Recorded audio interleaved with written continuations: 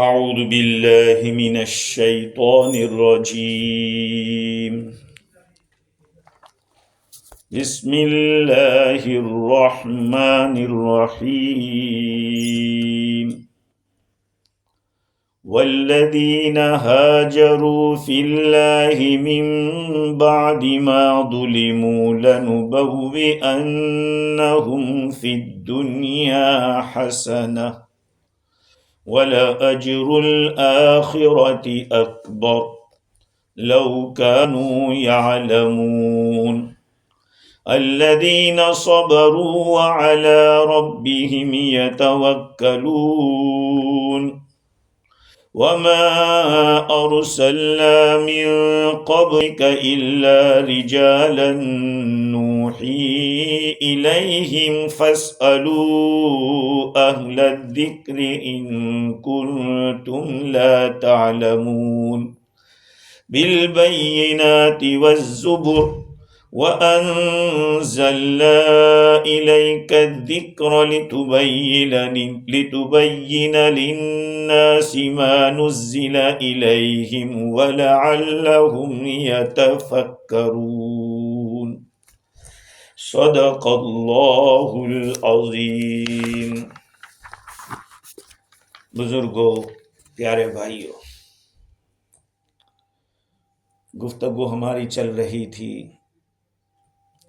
مہاجرین کے بارے میں، اللہ کے خاطر جو ہجرت کرتے ہیں۔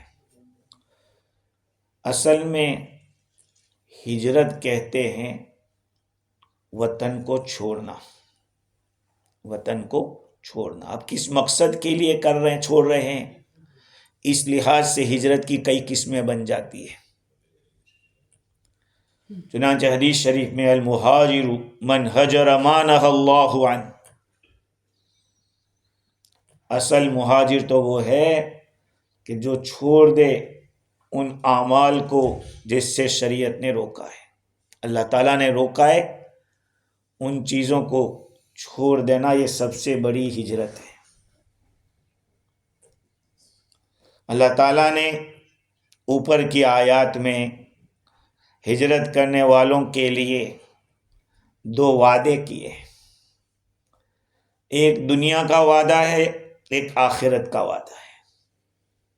دنیا کا وعدہ یہ ہے کہ ہم ان کو تبویہ حسنہ دیں گے، اچھا ٹھکانہ دیں گے، اور آخرت کا کہا اس کا اجر بہت بڑا ہے۔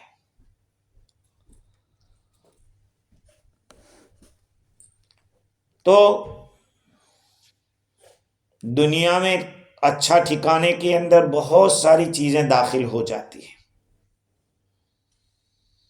مکان کا اچھا ہونا، پڑوسی کا اچھا ہونا، رزق حلال کا ملنا، دشمنوں کے اوپر فتح و نصرت کا حاصل ہونا، لوگوں کی زبان کے اوپر اچھے کلمات کا جاری ہونا، عزت و شرف کا ملنا جو نسلوں تک چلتا رہے۔ اسی طرح سے اور بھی بہت ساری خوبیاں جو دنیا کے اندر ملے گی، اور آخرت میں بے حساب ثواب عظیم کا دیا جانا، یہ دو فضیلتیں یہاں مذکور ہیں۔ اب یہ ہجرت کرنے والا کوئی بھی ہو، اب اس کے اندر کچھ اختلاف ہوا کہ آیت میں کن لوگوں کی فضیلت بتلائی جا رہی ہے۔ کچھ کہتے ہیں حبشہ والوں کی، جنہوں نے حبشہ کی طرف ہجرت کی تھی، ایتھوپیا جس کو کہتے ہیں۔ کچھ لوگ کہتے ہیں کہ نہیں، مدینۃ المنورہ والوں کی فضیلت ہے۔ لیکن کوئی بھی آج بھی اگر کوئی دین کے خاطر اور اللہ کے خاطر ہجرت کرے گا، اس کو یہ فضیلت ملے گی۔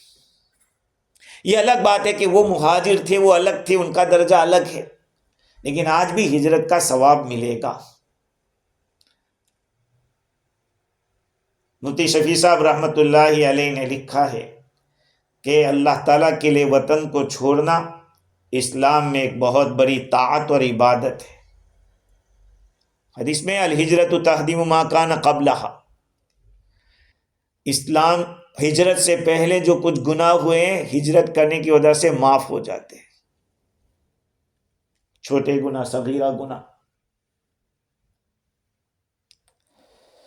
اللہ تعالیٰ نے یہ جو یہاں پر وعدے کیے ہیں، ان وعدوں کے کچھ شرائط ہیں کہ فضیلت کب ملے گی، الفاظ کے اندر اس کو بیان کیا ہے۔ فی اللہ، ہجرت کا مقصد، ہجرت کا باعث اللہ تعالیٰ کے لیے ہو، کوئی دنیاوی نفع، تجارت یا ملازمت یا کوئی اپنی نفسانی کوئی خواہش، یہ ساری چیزیں مذکور نہ ہو، مطلوب نہ ہو، ایک شرط یہ ہے۔ دوسری شرط یہ کہ من بعد ما ظلموا، من بعد ما ظلموا، بعد اس کے کہ ان پر ظلم کیا گیا۔ آپ ایسے ملک میں رہ رہے ہیں کہ جہاں پہ ہر قسم کی اسلامی لحاظ سے اعمال کرنے کی اجازت ہے، آپ نماز پڑھ سکتے ہیں، اپنا شرعی طور پر داڑھی رکھ سکتے ہیں، شرعی لباس پہن سکتے ہیں، مسجدیں قائم کر سکتے ہیں۔ ایسی جگہ سے ہجرت نہیں جہاں پر آپ کے لیے رہنا مشکل ہو گیا ہو، دین پر چلنا بھاری ہو گیا ہو، تو ایسی جگہ سے۔ یہ دوسری شرط۔ تیسری شرط یہ ہے کہ الذین صبروا، صبر کیا ہو، حالات کا شکار رہا ہو، اور وعلی ربہم یتوکلون، اللہ تعالیٰ کی ذات کے اوپر توکل ہو۔ یہ آخر میں ہوتا ہے۔ کل 4 شرطیں بتلائی۔ اگر یہ شرطیں جہاں کہیں بھی پائی جائے گی، یہ 2 فضیلتیں ملیں گی، دنیا میں بھی اللہ چمکائے گا۔ اگر ہجرت کی، اس کے باوجود دیکھو شروع میں تو حالات آتے ہیں، حالات آنے کے بعد اللہ تعالیٰ پھر ترقی دیتا ہے۔ کسی جگہ اگر ہجرت کے بعد بھی آپ کے کچھ ترقی نہیں ہو رہی، حالات ٹھیک نہیں ہو رہے ہیں، تو قرآن کریم کی وعدوں میں شبہ کرنے کے بجائے اپنے نیت و اخلاص کے اوپر نظر ڈالی جائے، یا صبر و توکل کی کمی سمجھی جائے۔ مفسر قرطبی نے ہجرت کی کئی قسمیں لکھی۔ اصل میں وطن سے نکلنے کا باعث کیا ہے؟ 2 چیزیں ہوتی ہیں۔ وطن کیوں چھوڑا جا رہا ہے؟ یا تو کسی چیز سے بھاگنے کے لیے، یا کسی چیز سے بچنے کے لیے جا رہے ہیں آپ، یا یہ کہ کسی چیز کی طلب اور جستجو میں جا رہے ہیں، کوئی چیز ڈھونڈنے کے لیے جا رہے ہیں۔ اگر پہلی قسم ہے، کسی چیز سے بھاگ رہے ہیں آپ، تو اس کے اندر تقریباً 6 قسمیں آتی ہیں۔ 6 قسمیں وطن کو چھوڑنا۔ نمبر 1، دار الحرب سے دار الاسلام کی طرف جانا۔ کفار کا وہ ملک جہاں پر آپ کو دین پر قائم رہنا مشکل ہے، وہ دار الحرب ہے، وہ اس کو چھوڑ کر دار الاسلام کی طرف جا رہے ہیں۔ یہ حضور صلی اللہ علیہ وسلم کے زمانے میں ہجرت تھی، اور یہ ہجرت آج بھی ہے اور قیامت تک رہے گی، بشرط استطاعت و قدرت فرض ہے۔ استطاعت اور قدرت کے بشرط کے ساتھ۔ ایک آدمی مجبور ہے، نکل ہی نہیں سکتا، تو اس کو کیا کہیں گے؟ نہیں کر سکتا، اپاہج ہے، اس طرح کا مریض ہے کہ کوئی اس کو لے جانے والا نہیں ہے، اس کی بھی خود کی طاقت نہیں ہے کہ جا سکے۔ صحابہ کرام تو بعض تو اس طرح سے ہجرت کیے کہ تکلیف کاٹ کے بھی نکلے، لیکن یہ حکم تو سب کو نہیں دیا جا سکتا۔ خیر، تو یہ پہلے نمبر کی ہجرت۔ دوسرے نمبر کی ہجرت دار البدعت سے نکلنا۔ دار البدعت سے نکلنا وہ کیا ہے؟ دار البدعت یہ ہے، ابن قاسم کہتے ہیں میں نے امام مالک رحمۃ اللہ علیہ کو سنا کہ کسی مسلمان کے لیے اس جگہ پہ رہنا حلال نہیں جہاں پہ سلف صالحین پر سب و شتم کیا جاتا ہو، صحابہ کو گالیاں دی جاتی ہو، تابعین کو گالیاں دی جاتی ہو، کہا ایسی جگہ پہ امام مالک فرماتے ہیں۔ اور ابن عربی کا یہ قول یہ ہے کہ بالکل صحیح ہے، کیونکہ اگر تم کسی منکر کا ازالہ نہیں کر سکتے تو تم پر لازم ہے کہ خود وہاں سے زائل ہو جاؤ، وہیں سے علیحدہ ہو جاؤ۔ وَإِذَا رَأَيْتَ الَّذِينَ يَخُوضُونَ فِي آيَاتِنَا فَأَعْرِضْ عَنْهُمْ حَتَّى يَخُوضُوا فِي حَدِيثٍ غَيْرِهِ، جب آپ دیکھو ان لوگوں کو جو ہماری نشانیوں کے اندر جو غلط قسم کی گھسپیٹ کر رہے، تو آپ ان سے اعراض کر دیجئے یہاں تک کہ وہ دوسرے کام میں لگ جائے۔ اس آیت سے پتہ چلتا ہے کہ ایسی جگہ جہاں پہ بدعات اور خرافات اور منکرات ہو، وہاں سے آپ کو خود کو ہٹا لینا چاہیے۔ اگر آپ نے اپنے آپ کو نہیں ہٹایا تو سنتے سنتے آپ بھی اس بدعت میں مبتلا ہو سکتے ہیں۔ تو دوسرے نمبر کی ہجرت، دار البدعت کو چھوڑ۔ کسی جگہ پہ گانا بج رہا اور یہ حرام چیزیں ہو رہی، آپ وہاں پہ بیٹھے تو کیا کر رہے ہیں؟ آپ بیٹھ کے ہٹ جائیے وہاں سے، گناہ کی جگہ سے ہٹ جانا۔ تیسرے نمبر کی ہجرت یہ ہے کہ ایسی جگہ سے سفر کر جانا جہاں پر حرام کا غلبہ ہو۔ کوئی ایسی جگہ، ایسا ملک ہے کہ وہاں ساری چیزیں حرام ہی ہو رہی ہے، حرام کا غلبہ ہو، کیونکہ طلب الحلال فریضۃ، حلال کمانا، حلال کو ڈھونڈنا یہ فرض ہے۔ اس فرض کو حاصل کرنے کے لیے وطن چھوڑنا پڑے تو چھوڑنا پڑے گا۔ چوتھا سفر، جسمانی اذیتوں سے بھاگنے کے لیے، بچنے کے لیے سفر کرنا، یہ سفر جائز ہے۔ جس جگہ دشمنوں سے جسمانی اذیت کا خطرہ ہو وہاں سے نکل جانا چاہیے تاکہ اس خطرے سے نجات ہو۔ آج بھی دنیا کے اندر ایسے علاقے ہیں، ہندوستان میں بھی ایسے علاقے ہیں کہ جہاں پہ رہنے والوں کو مارا جاتا ہے، پیٹا جاتا ہے بلا وجہ۔ تو ایسے لوگوں کو اکا دکا رہنے کے بجائے ایسی سیف جگہ میں ان کو رہنا چاہیے، چلے جانا چاہیے جہاں پہ وہ محفوظ ہو۔ ابراہیم علیہ السلام نے کیا کیا؟ ان کی قوم سے جب ایذا و تکلیف کا معاملہ پیش آیا تو نجات حاصل کرنے کے لیے عراق سے ملک شام کی طرف روانہ ہو گئے۔ عراق والوں نے ستایا تھا تو شام چلے گئے، سیریا چلے گئے، اور فرمائے انی مہاجر الی ربی، میں اپنے رب کی طرف ہجرت کرنے والا۔ ان کے بعد حضرت موسیٰ علیہ السلام نے بھی کیا، اپنے وطن کو چھوڑ کر مدین کی طرف چلے گئے۔ آپ کو خطرہ محسوس ہوا، وجاء رجل من اقصى المدینة يسعى قال یا موسیٰ ان الملأ یأتمرون بک لیقتلوک، لوگ آپ کے بارے میں پلاننگ کر رہے ہیں کہ آپ کو قتل کر ڈالیں۔ فاخرج انی لک من الناصحین، نکل جاؤ یہاں سے، میں تمہارا خیر خواہ ہوں، خیر خواہوں میں سے ہوئی ہوں۔ موسیٰ علیہ السلام نے ہجرت کر دی وہاں سے۔ فخرج منها خائفا یترقب، یہ بھی ہجرت تھی ان کی۔ پانچویں نمبر کی ہجرت، کسی جگہ کی آب و ہوا آپ کو راس نہیں آ رہی ہے، وہاں کی آب و ہوا میں کچھ وبا ہے، ایسے امراض ہے، تو اس جگہ کو بھی چھوڑنا چاہیے، وہ بھی ایک قسم کی ہجرت ہے، شریعت نے اس کی بھی اجازت دی ہے۔ عرینہ والوں کو کیا ہوا تھا؟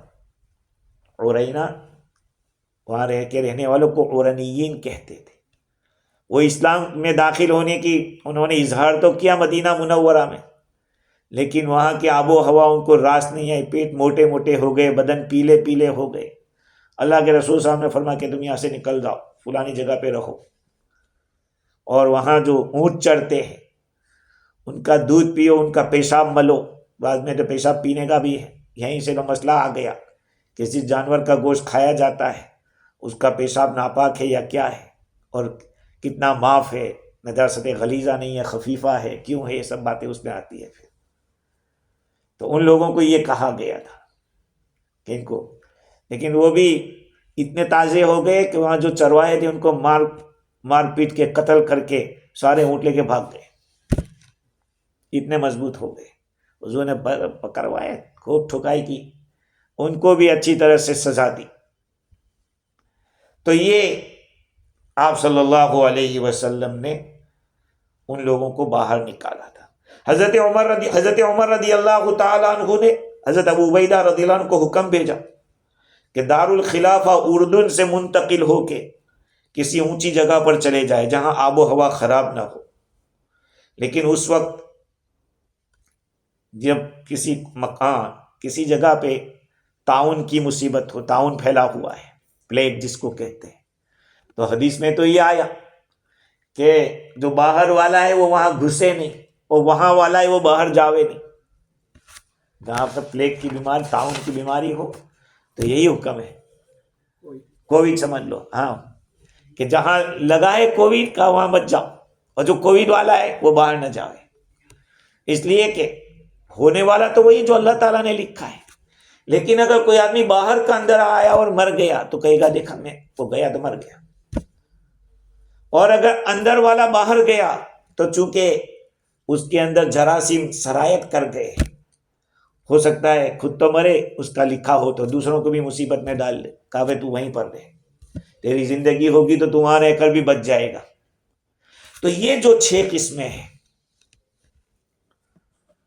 حضرت عمر رضی اللہ تعالیٰ عنہ کو ایک مرتبہ سیریا کا سفر پیش آیا، شام گئے، سرحد پر پہنچے تھے ابھی سیریا کی، کہ آپ کو معلوم ہوا کہ ملک شام میں طاعون پھیلا ہوا ہے، پلیگ لگا ہوا ہے، تو آپ کو تردد ہوا کہ میں جاؤں یا نہ جاؤں، اندر گھسوں یا نہ گھسوں۔ صحابہ کرام سے مسلسل مشورے ہوئے، بعد میں حضرت عبد الرحمن بن عوف رضی اللہ عنہ یہ حدیث سنائی، اذا وقع بارض وانتم بها فلا تخرجوا منها واذا وقع بارض ولستم بها فلا تهبطوا عليها۔ جب کسی سرزمین کے کسی خطے میں طاعون پھیلا ہو اور آپ اس سرزمین میں ہیں تو وہاں سے نکلو مت، اور کسی زمین میں ہو اور آپ باہر ہو، وہاں نہیں ہو تو پھر اس میں اترو مت، داخل مت ہو۔ حضرت عمر رضی اللہ عنہ نے اس حدیث کے حکم کی تعمیل کرتے ہوئے پورے قافلے کو لے کر واپس کر دی۔ یہ ہے 6ٹھا سفر اپنے مال کی حفاظت کے لیے۔ 6ٹھا سفر، آپ کا مال محفوظ نہیں ہے، عزت محفوظ نہیں ہے، جان محفوظ نہیں ہے، یہاں مال کے لیے کہا کہ مال کے لیے بھی آدمی سفر کر سکتا ہے، چور ڈاکوؤں کا خطرہ ہے۔ مثال کے طور پر ایک ایسے گاؤں کے اندر ایسی جگہ پہ آپ کا مکان ہے کہ وہاں سے لوگوں کا آنا جانا رہتا ہے، اور جو بھی جاتا ہے لوٹ لیتا ہے، کچھ نہ کچھ کر دیتا ہے، تو پھر وہاں پڑے رہنے کی کیا ضرورت ہے؟ من قتل دون مالہ فہو شہید، جو اپنے مال کی حفاظت اور ڈیفنس میں مارا گیا کا وہ بھی شہید ہے، اس کو بھی شہادت کا مقام ملے گا۔ تو مال کوئی چیز ہوگی تبھی تو یہ حکم ہے، مال کی کوئی قیمت ہوگی تب تو ہے۔ اچھا، دوسرے نمبر کا جو عمل تھا سفر وطن چھوڑنا، وہ کسی فائدے کے لیے، یہ تو بچنے کے لیے سفر تھا، وہ 6 قسم کا، اور کبھی کسی مقصد کو حاصل کرنے کے لیے، کوئی پرپس کے لیے سفر کر رہا ہے، اس کی بھی تقریباً 9 قسمیں ہیں۔ ایک سفر عبرت، ایک آدمی عبرت کے لیے سفر کر رہا ہے، اس میں آیا نا فسیروا فی الارض فانظروا کیف کان عاقبۃ المکذبین، زمین میں چلو پھرو دیکھو جھٹلانے والوں کا انجام کیا ہوا، یہ قرآن کہہ رہا ہے، یہ سفر عبرت ہے۔ آدمی جیسے کہ ذوالقرنین تھے، بعض علماء نے ان کے سفر کو اسی قسم کا قرار دیا، اور بعضوں نے کہا کہ نہیں، ان کا وہ سفر تھا جہاد کا، اللہ تعالیٰ کے حکم کو نافذ کرنا، دنیا میں قائم کرنے کا مقصد تھا ذوالقرنین کا۔ یسألونک عن ذی القرنین، سکندر۔ دوسرا نمبر کا سفر مقصد میں سفر حج، سب جانتے ہیں، سفر جہاد تیسرے نمبر کا۔ چوتھے نمبر کا سفر معاش، ایک آدمی ایک جگہ پر رہتا ہے، ایک جگہ پہ، لیکن اس کے لیے روزی کے کچھ اسباب ایسے تنگ ہے، سمجھ میں نہیں آ رہا ہے کہ کیا کرو، کہا سفر کرو، سفر کرو۔ یہ نہیں ہے کہ وہاں کا خدا کوئی دوسرا ہے. کبھی کبھی ملک بدلنے سے بھی حالات بدلتے ہیں. نہیں. ہاں. چوتھے نمبر 5ویں نمبر پہ سفر تجارت. قرآن نے کہا ہے لیس علیکم جناح ان تبتغوا فضلا من ربکم. سفر حج میں بھی آپ تجارت کر سکتے ہیں. علم کو حاصل کرنے کے لیے سفر کرنا، طلب علم کے لیے اگر بقدر فرض علم حاصل کرنا ہے تب تو سفر کرنا فرض ہے. اور اس سے زائد مولانا بننے جا رہا ہے، مفتی بننے، یہ فرض کفایہ ہوگا. وہ فرض نہیں ہے. پورا مولانا بننا یا مفتی بننا یہ فرض نہیں ہے. 7ویں نمبر کا کسی مبارک جگہ کی برکت حاصل کرنے کے لیے. اب یہ جو لوگ اپنے آپ کو بہت زیادہ اہل حدیث اور یہ کہتے ہیں، وہ کہتے ہیں کہ 3 مسجدوں کا ہی سفر کر سکتے ہیں. ارے اللہ کے بندے، صرف نماز کے لیے اگر کوئی سفر کرنا چاہے کہ زیادہ نمازوں کا ثواب ملے گا تو پھر 3 مسجدیں ہیں. مسجد حرام 1 لاکھ کا، مسجد نبوی میں 1000 یا 50,000 بعض روایت میں، اور مسجد اقصی میں 500 نماز کا. تو صرف نماز کے لیے اگر کوئی جانا چاہتا ہے کہ میں جا کے نماز پڑھنا چاہتا ہوں، کسی اور مسجد کے لیے آپ نہیں جا سکتے، سب سیم ہے. ایک یہ 3 مسجدوں کے لیے کر سکتے. لیکن انہوں نے کہا کہ بھائی اسی لیے مسئلہ آتا ہے کہ مکۃ المکرمہ سے عمرے کے لیے حج کے لیے جب جاتے ہیں تو رسول اللہ صلی اللہ علیہ وسلم کی زیارت کے لیے مدینہ منورہ جانا، اس میں آپ کی نیت کیا ہونی چاہیے؟ تو ہم تو یہی کہتے ہیں 2 نیتیں کرو، کہ مسجد میں نماز بھی پڑھنا مسجد نبوی میں، اور رسول اللہ صلی اللہ علیہ وسلم کی زیارت بھی کرنا، وہ بھی ایک مقصد ہے. وہ کہتے ہیں کہ نہیں صرف نماز کی نیت کرو. ارے سفر ایک ہو رہا ہے، 2 نیتیں ہو جائے گی تو کیا ہو جائے گا؟ تو ہمارے اکابر علماء سلف و خلف نے عام مقامات متبرکہ کی طرف سفر کرنے کو بھی جائز کہا ہے، اور کوئی حرج نہیں ہے. بعض لوگ تو برکت ماننے کے لیے تیار نہیں، بعض لوگ برکت کو بھی ماننے کے لیے. بھائی اہل اللہ نے جس جگہ کے اوپر ریاضت و مجاہدہ کیے، ان جگہوں کے اندر بھی کچھ خیر ہوتی ہے، ان جگہوں میں بھی خیر ہوتی ہے. ایک جگہ پہ آدمی قرآن کی تلاوت خوب کرتا ہے، وہ جگہ پہ پر بھی بہت بڑا اثر پڑ جاتا ہے. تو اگر اہل اللہ کے ایسے مقامات ہو تو کوئی حرج نہیں ہے، کرنا چاہیے سفر، جائز ہے بالکل. اسلامی سرحد کی حفاظت کے لیے سفر کرنا، جس کو رباط کہتے ہیں، اس کی بڑی فضیلت ہے.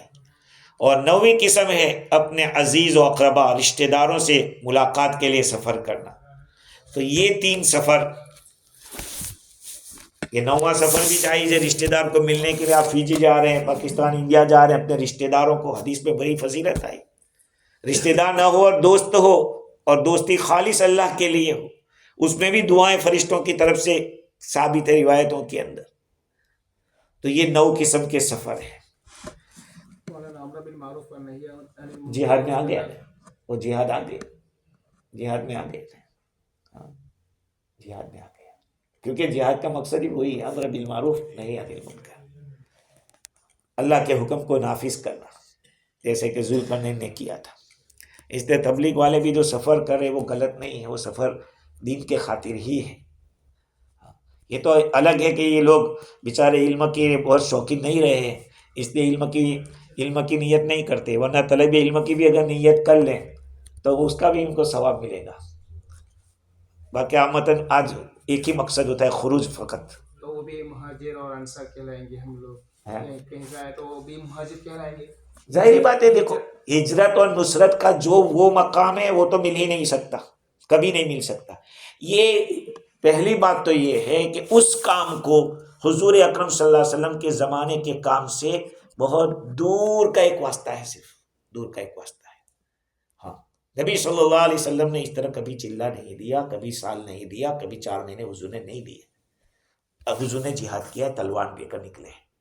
لیکن وہ جو کام تھا، اس کے ساتھ یہ تبلیغ کے کام کو ایک مطلب کہ مشابہت ہے، حقیقت نہیں ہے کہ وہی کام یہاں ابھی بھی چل رہا ہے، نہیں، بالکل نہیں.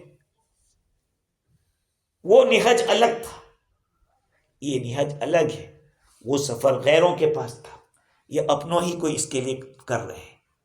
اس لیے ہجرت اور نصرت جو ہم کہہ رہے ہیں وہ حقیقی ہجرت اور حقیقی نصرت نہیں ہے۔ ہاں سمجھ رہے بات کو؟ ہاں وہ حقیقی ہجرت اور نصرت تو وہ تھی جو انصار مدینہ نے نصرت کی، اور وہ ہجرت جو صحابہ کرام نے مکہ مکرمہ سے کی۔ لا ہجرت بعد الفتح کا مطلب یہ ہے کہ اب مکہ المکرمہ سے ہجرت نہیں ہو سکتی، اب وہ دارالحرب نہیں رہا ہے، دوسری جگہ سے تو ہجرت ہوگی۔ آگے جو آیت ہے بہت ہی اہم آیت، جس کو سمجھنا بہت ضروری ہے آج کے خاص دور کے اندر۔ اللہ تعالیٰ فرماتے ہیں کہ وَمَا أَرْسَلْنَا مِن قَبْلِكَ إِلَّا رِجَالًا نُوحِي إِلَيْهِمْ فَاسْأَلُوا أَهْلَ الذِّكْرِ إِن كُنتُمْ لَا تَعْلَمُونَ، ہم نے آپ سے پہلے مردوں ہی کو بھیجا جن کی طرف ہم وحی کرتے تھے، لہذا اگر تم نہیں جانتے ہو تو اہل ذکر سے پوچھو۔ یہ آیت کریمہ منکرین نبوت کی طرف سے جو اعتراضات پائے جاتے تھے، ان اعتراضات میں سے 5واں اعتراض مذکور ہے۔ وہ کہتے تھے کہ اللہ اعلم و اجل من ان یکون رسولہ واحدا من البشر، اللہ تعالیٰ کی ذات بہت ہی زیادہ وراء الورا ہے۔ ان کا کہنا تھا کہ بھئی اللہ کو انسان کی کیا ضرورت تھی نبی بنانے کی، رسول بنانے کی؟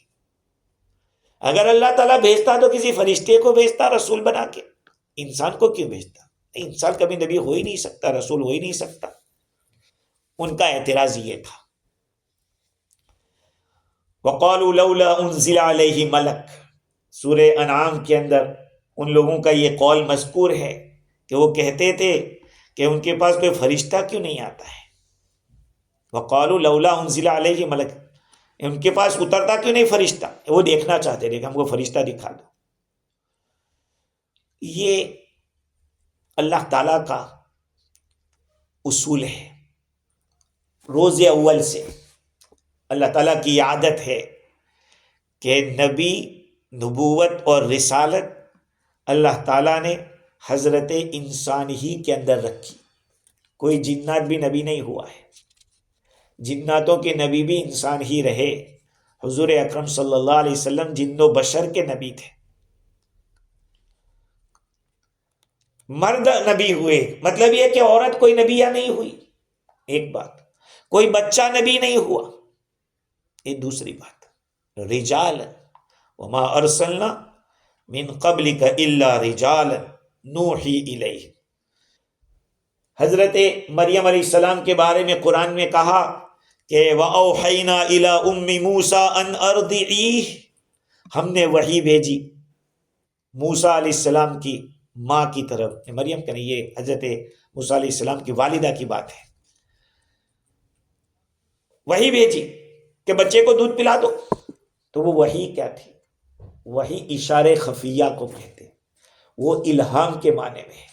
جو جبریل امین وحی لے کر آتے تھے وہ نہیں، ان کے دل میں بات ڈالی، یہ معنی ہے۔ ورنہ اللہ تعالیٰ نے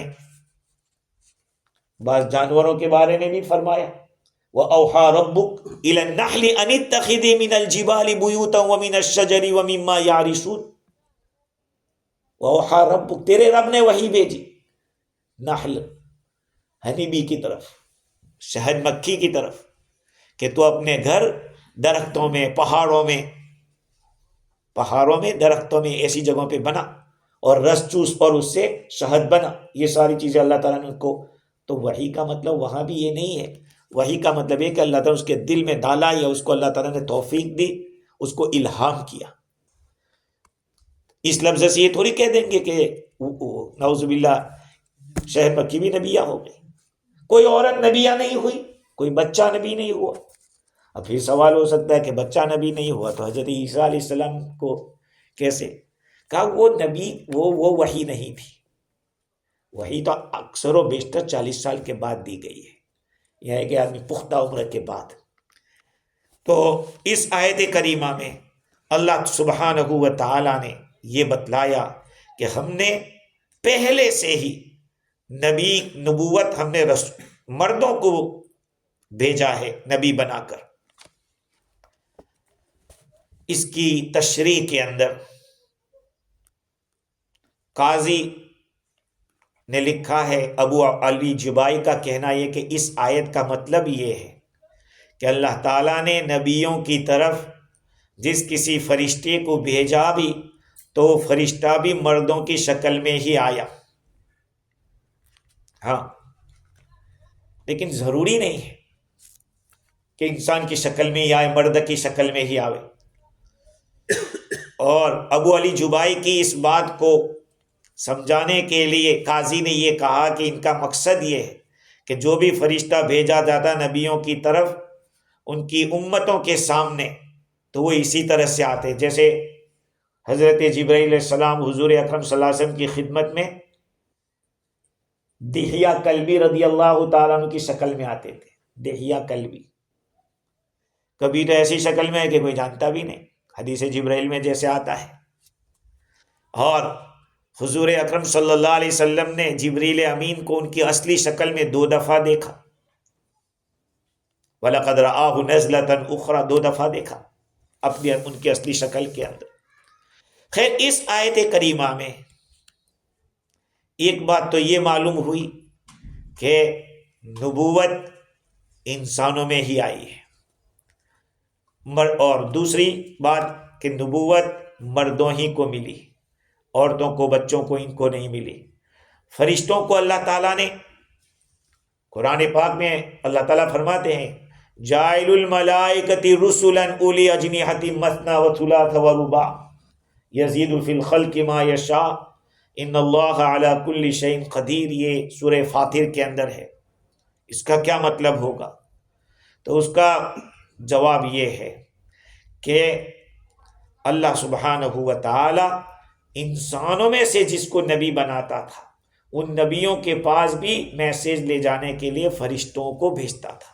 وہ ان رسولوں کے معنی میں نہیں ہے جو حضرت ابراہیم علیہ السلام، حضرت موسیٰ علیہ السلام، نوح علیہ السلام جو رسول تھے اس معنی میں نہیں ہے. ان کو یوں سمجھو کہ قاصد اور میسنجر کے معنی میں لو. آگے اللہ تعالیٰ فرماتے ہیں فَاسْأَلُوا أَهْلَ الذِّكْرِ إِن كُنتُمْ لَا تَعْلَمُونَ. اہل ذکر سے پوچھو اگر تم نہیں جانتے ہو. اب اہل ذکر سے پوچھنے کا وہ کون لوگ ہیں؟ ذکر کا کیا مطلب ہے؟ ذکر تو قرآن بھی ہے، تو قرآن والوں سے پوچھو. تو اس کا مطلب تو یہ ہو جائے گا کہ ایمان مسلمانوں سے پوچھو جو جانتے علم والے، کیونکہ ذکر کے معنی قرآن بھی ہے، ذکر کے معنی علم بھی ہے. جو عالم ہوتا ہے وہ ذاکر ہوتا ہے. مثال کے طور پر میں ان کو جانتا ہوں، اس کا مطلب یہ کہ یہ میرے دل میں ہے کہ ہاں یہ فلاں صاحب ہے. ذکر کے معنی کیا ہے؟ یاد. اللہ کا ذکر کرو یعنی اللہ کو یاد کرو. اب کس طرح سے یاد کرو؟ بہت سارے طریقے ہیں. قرآن پڑھ کے یاد کرو، عبادت کر کے یاد کرو، یا ذکر کر کے کرو، یا اللہ کے حکم کو پورا کر کے کرو. یہ سب چیزیں ذکر میں ہیں. مفسرین نے یہاں پر ابن عباس رضی اللہ عنہ تشریح کی ہے کہ یہ اس سے مراد اہل ذکر سے مراد اہل تورات ہے.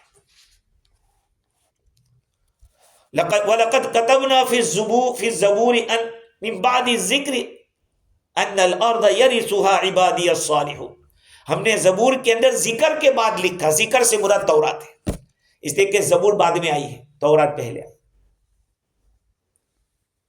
من بعد الذکر. تو اب تورات والوں سے کیا پوچھو؟ تورات والوں سے یہ پوچھو کہ پہلے جو انبیاء آئے تھے وہ انسان تھے کہ نہیں، مرد تھے کہ نہیں.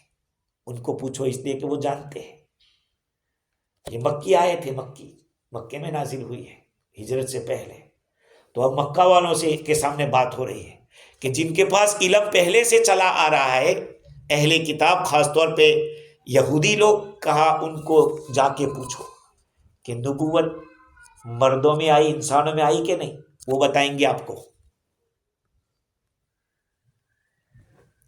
چنانچہ روایت سے پتہ چلتا ہے کہ ان لوگوں نے پوچھا اور ان کو بتایا گیا اس کے بارے میں کہ انبیاء علیہ السلام جو بھی آئے وہ انسانوں میں سے آئے ہیں۔ زجاج فرماتے ہیں کہ فَاسْأَلُوا أَهْلَ الْكُتُبِ، اہل کتاب سے مراد کوئی چاہے زبور ہو، انجیل ہو، کوئی بھی، ان لوگوں سے پوچھو، اس لیے کہ وہ سب جانتے ہیں کہ سارے نبی بشر تھے، انسان تھے۔ اور تیسرا قول یہ ہے کہ اہل ذکر سے مراد جن لوگوں کے پاس علم ہے، پرانی امتوں کی خبریں ہیں جن کے پاس، ان سے پوچھو، اس لیے کہ عالم بالشیء یکون ذاکرا لہ، کسی چیز کو جاننے والا اس کا ذکر کرنے والا ہوتا ہے۔ اچھا، زجاج نے یہ بھی کہا ہے کہ بھائی جو کوئی بھی تحقیقی علم رکھتا ہے اس کو جا کے پوچھو کہ نبوت مردوں میں رہی یا نہیں۔ اب یہاں سے ایک بہت ہی اہم بحث شروع ہوتی ہے،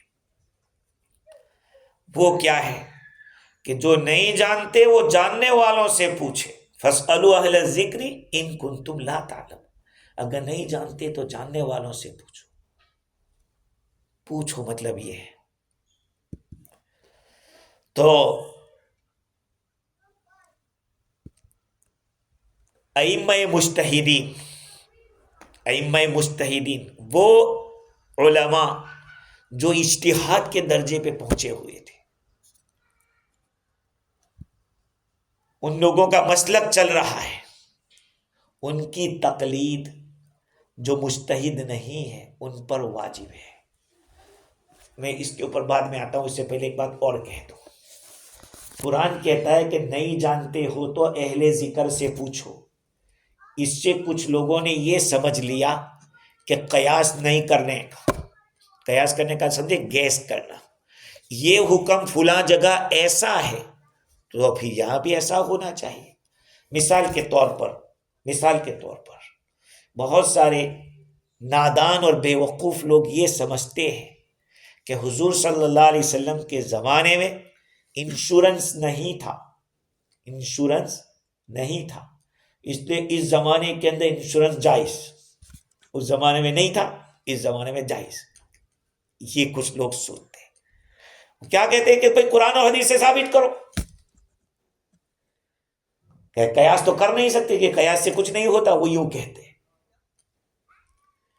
ہم یہ کہیں گے کہ قیاس کے بغیر تو چارہ کار نہیں ہے، کیونکہ ہمارا ماننا یہ ہے کہ ہماری 24 آورز کی لائف میں ہم جس کسی چیز سے فیس کرتے ہیں اس کا سولیوشن قرآن کے پاس ہے، حدیث کے پاس ہے، اسلام کے پاس ہے، شریعت مطہرہ کے پاس ہے، یہ ہمارا ماننا ہے۔ تو آج کے اس زمانے میں 1450 سال کے بعد ہم ایسے مسائل سے دوچار ہو رہے ہیں کہ جن کا وجود حضور کے زمانے میں نہیں تھا، تو پھر کیا کہیں گے؟ مثال کے طور پر شتر مرغ کو کھا سکتے ہیں یا نہیں کھا سکتے، کانگارو کو کھا سکتے ہیں یا نہیں کھا سکتے، یہ ساری چیزیں۔ کانگارو حضور کے زمانے میں تھا ہے، ہمیں تو نہیں ملا کہیں، تو اب اس کو کیا کہیں گے؟ بھائی دیکھنا پڑے گا کہ وہ کھاتا کیا ہے، اس میں کیا کیا چیزیں ہیں، سمجھ رہے بات کو؟ تو کہ آج کے زمانے کی جو بکری ہے، ہرن ہے، ہرن کی طرح سمجھو اس کو، سمجھ رہے بات کو؟ تو ان مسائل کا جواب ہم کہاں سے لائیں گے؟ اور صحابہ کرام نے بھی قیاس کیا، بعض مسائل میں حضور نے بھی قیاس کیا، لیکن نبی کی قیاس کی غلطی پر نبی کو باقی نہیں رکھا جاتا، اللہ تعالیٰ اس کو کلیئر کر دیتے، اس کو قیامت تک، شریعت کو قیامت تک چلانا ہے۔ مجتہد غلطی کر سکتا ہے، لیکن حدیث سے ثابت ہے کہ اگر مجتہد غلطی کرتا ہے تو اس کو ایک ثواب ملے گا، ایک اجتہاد کا ثواب ملے گا، اور اگر مجتہد صحیح کہتا ہے اجتہاد کے بعد تو اس کو ڈبل ثواب ملے گا، ایک کو اجتہاد کا اور صحیح جگہ پہنچا اس کا۔ تو اجماع امت سے قیاس کا ثبوت ہے کہ قیاس کرنا پڑے گا۔ لہذا انشورنس اگر حضور کے زمانے میں نہیں تھا، لیکن گیمبلنگ تو تھا، جوا کھیلنا پایا جاتا تھا، سود تھا، دونوں کو شریعت نے حرام کہا، میسر کو حرام کہا، ربا کو حرام کیا. اور انشورنس میں یہ دو چیزیں پائی جاتی ہیں کہ آپ نے سال بھر میں 2000 بھرے تھے اور سال بھر میں کوئی نقصان آپ کا نہیں ہوا، 2000 آپ کے گئے. گیمبلنگ میں ہوتا ہے. اور اگر آپ نے 500 بھرے تھے اور نقصان ہو گیا 2-3 ہزار کا، اب وہ آپ کو دے رہا ہے. یہی تو سود ہے کہ 500 بھرے تھے 2000 کا ہی کو دے رہا ہے. گیمبلنگ بھی ہو رہا ہے کہ بھئی جوا کھیل رہا ہے، 100 ڈالے اور 200 مل گئے. سمجھ رہے بات کو؟ تو چونکہ یہ معنی سود والا، گیمبلنگ کا معنی وہاں پایا جاتا ہے، یہی حکم وہاں دینا، اس کو قیاس کہتے ہیں. لیکن قیاس کے لیے بھی شرط کیا ہوگی؟ قرآن اور حدیث میں کوئی حکم اس طرح کا کوئی اصل ہونی چاہیے جہاں سے تم آپ موو کر رہے ہو حکم کو، جو ٹرانسفر کر رہے ہو جو حکم کا، وہ کوئی اصل ہونی چاہیے تاکہ فرع تک حکم پہنچایا جائے. بات سمجھ رہے ہیں؟ تو جو لوگ یوں کہتے ہیں کہ بس کتاب و سنت، بھائی قیاس و اجماع امت بھی تو ہے، یہ دو بھی. یہ الگ بات ہے کہ قیاس مثبت نہیں ہے، مظہر ہے. قیاس سے حکم ظاہر ہوتا ہے، ثابت نہیں ہوتا. قیاس بتائے گا کہ ہاں یہ حکم یہاں ہونا چاہیے، اب پھر اس کے بعد لگایا جائے گا. تو اب یہاں پہ سوال آتا ہے کہ کیا کسی عالم کے لیے کسی امام کی تقلید کرنا، کسی امام کے پیچھے پیچھے چلنا جائز ہے کہ نہیں، کہ ضروری ہے اس کے لیے؟ علماء جیسے صحابہ کرام میں بھی الگ الگ کیٹیگری کے علماء تھے. بعض صحابہ کو فقہائے صحابہ کہا گیا، عبداللہ بن مسعود رضی اللہ تعالیٰ ایسے فقہا میں سے ہے وہ بھی. بعض صحابہ کرام کو فقہا میں نہیں، وہ محدثین جیسے حضرت ابو ہریرہ رضی اللہ تعالیٰ سے 5000 حدیثیں ثابت. فرق کیا ہے سننا؟ فقیہ اور محدث اور حدیث جاننے والا، دونوں میں فرق کیا ہے؟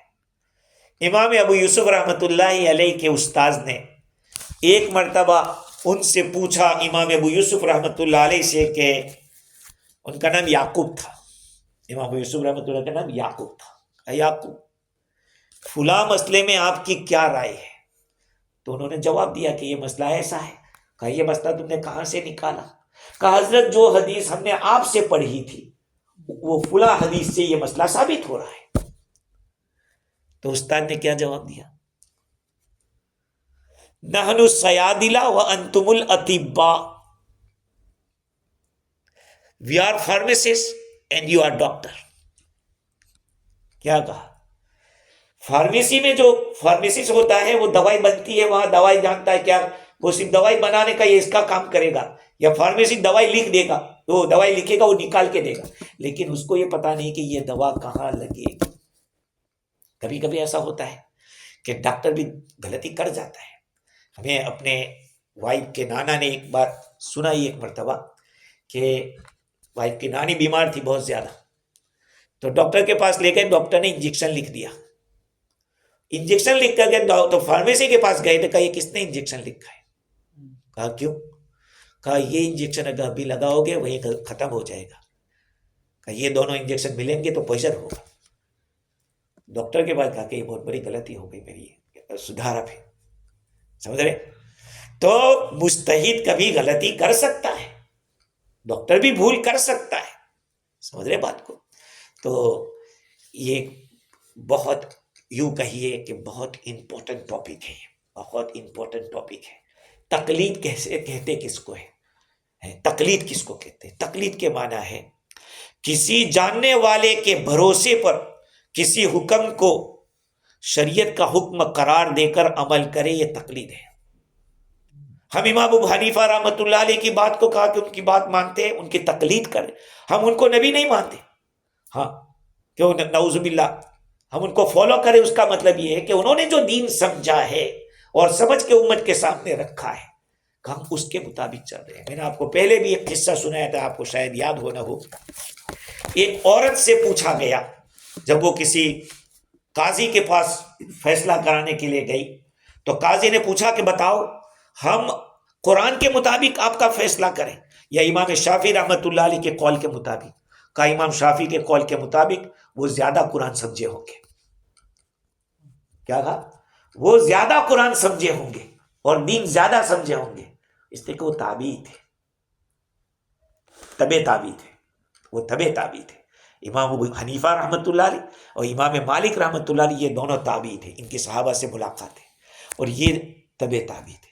تو کہا وہ ہم سے زیادہ، وہ قرآن زیادہ سمجھے ہوں گے. تو آج یہ جو اعتراض کرتے کہ کیا چار ہی آدمی دین سمجھے تھے، آج یہ اعتراض کرتے ہیں. لیکن میں سمجھتا ہوں کہ ان کی جہالت ہے، بہت بڑی جہالت ہے.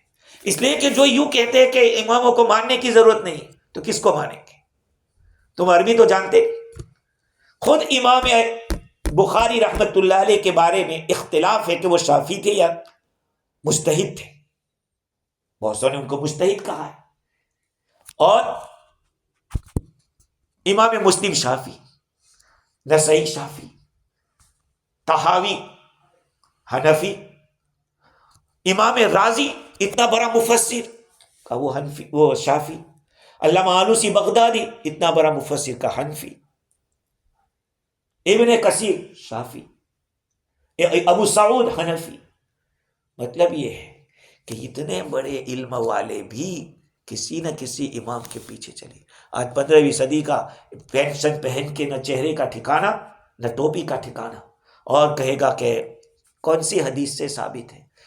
علماء نے لکھا ہے کہ آپ کو کوئی رائٹ نہیں کہ آپ امام سے یا عالم سے پوچھو کہ کون سی حدیث سے آپ مسئلہ بتلاتے ہو. آپ کا تقلید کا یہ مطلب ہے بغیر دلیل کے. عالم اگر ہے وہ دلیل پوچھ سکتا ہے، اور وہ بھی عالم، ہر عالم نہیں. جس عالم کے پاس حدیث اور تفسیر کا علم ہے وہ پوچھ سکتا ہے یہ کہاں سے مسئلہ ہے. خیر اس پہ انشاءاللہ کل گفتگو کریں گے. اللہ تعالیٰ مجھے اور آپ کو دین کی صحیح سمجھ عطا فرماوے اور قرآن مجید سے اللہ تعالیٰ موت تک وابستہ رکھے. وآخر دعوانا